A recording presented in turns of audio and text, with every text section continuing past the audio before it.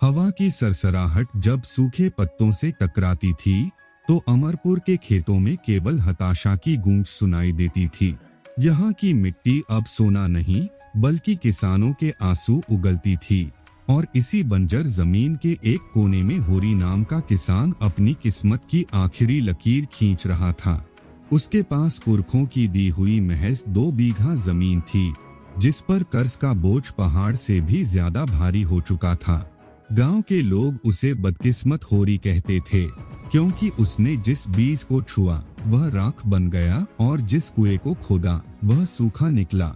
लेकिन होरी की आंखों में हार नहीं बल्कि एक अजीब सी खामोश जिद थी जो उसे हर सुबह टूटे हुए हल के साथ खेत पर ले जाती थी। उसकी गरीबी कोई अभिशाप नहीं बल्कि एक ऐसी लंबी रात थी जो सूरज के निकलने का बेसब्री से इंतजार कर रही थी। एक दोपहरी जब सूरज आग बरसा रहा था, होरी अपनी जमीन के सबसे पथरीले हिस्से को खोद रहा था ताकि वहां पानी की एक बूंद की उम्मीद जगा सके। अचानक उसकी कुदाल एक ऐसी आवाज के साथ रुकी जो किसी धातु के टकराने जैसी थी। उसने सोचा शायद कोई पुराना पत्थर होगा। जब उसने मिट्टी हटाई तो वहां से कोई खजाना नहीं बल्कि एक धुंधला और पुराना कांच का टुकड़ा निकला जो एक टूटे हुए आईने जैसा लग रहा था। उसने उसे साफ किया तो आईने में उसे अपना चेहरा नहीं बल्कि एक आलीशान महल और रेशमी वस्त्रों में लिपटा एक अमीर व्यक्ति दिखाई दिया।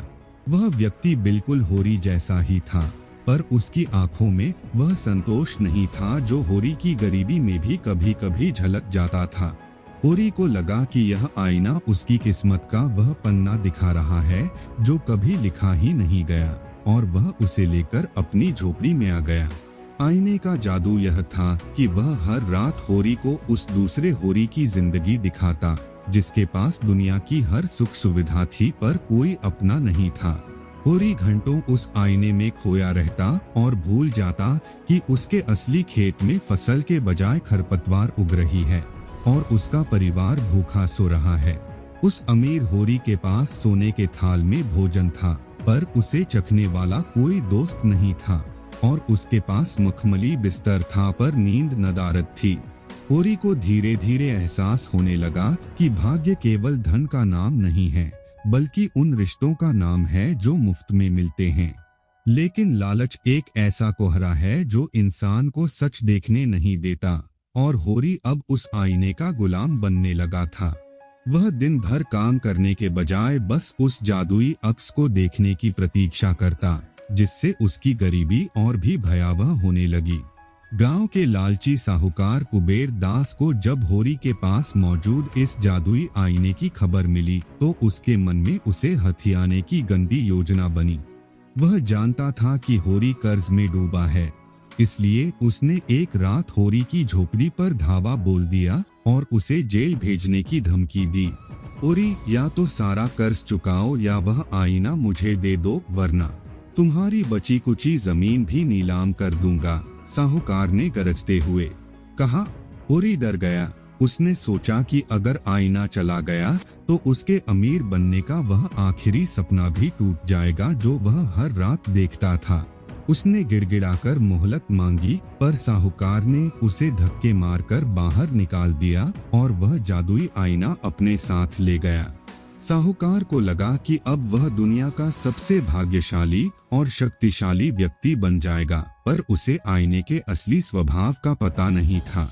साहूकार ने जैसे ही अपने महल में जाकर उस आईने को देखा, उसे उसमें कोई महल या सोना नहीं दिखा, बल्कि उसे अपनी ही आत्मा का काला और डरावना अक्स दिखाई दिया।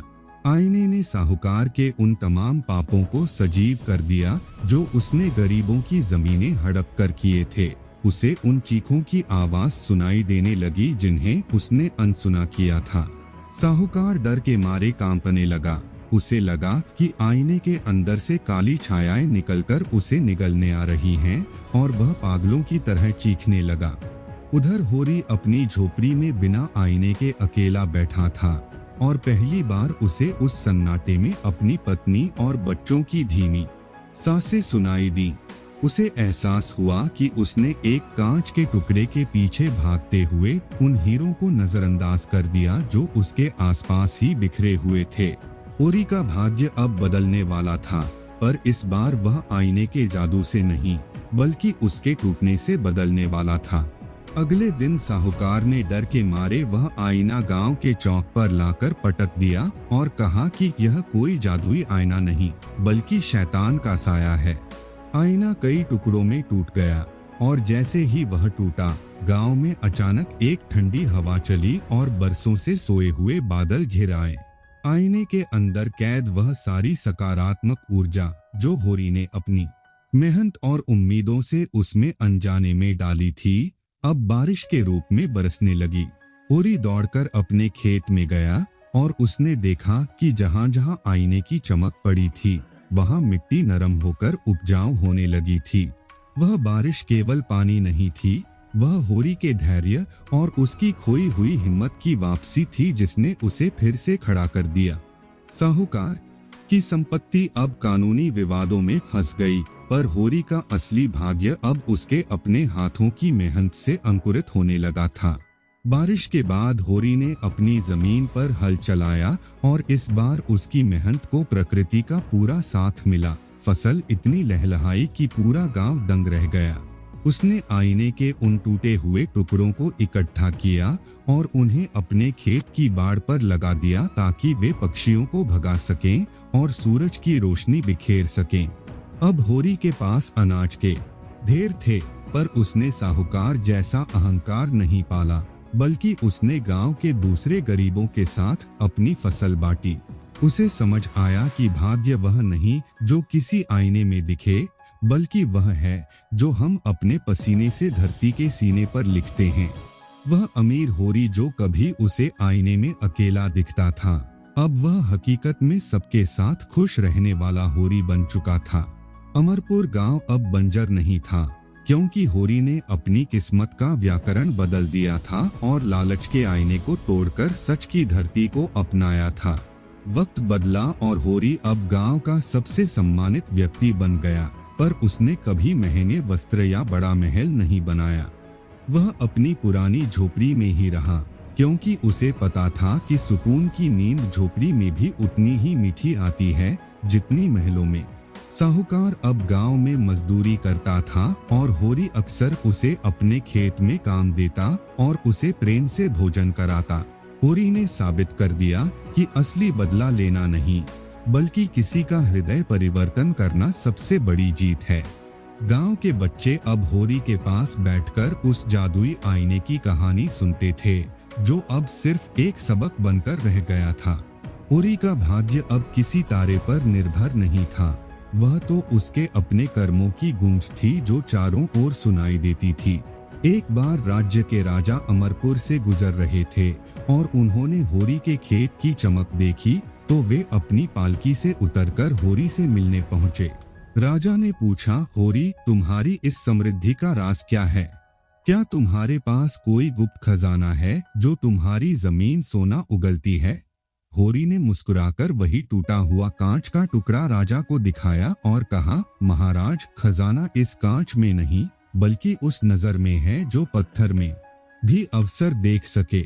राजा होरी की सादगी और बुद्धिमानी से इतने प्रभावित हुए कि उन्होंने उसे राज्य का कृषि सलाहकार नियुक्त करने का प्रस्ताव दिया, लेकिन होरी ने विनम्रता से मना कर दिया और कहा, महाराज, मेरा सिंहासन यह मिट्टी है और मेरा राज्य मेरे ये ग्रामीण भाई हैं। राजा ने झुककर उस किसान को सलाम किया जिसने अपनी किस्मत को अपनी शर्तों पर लिखा था।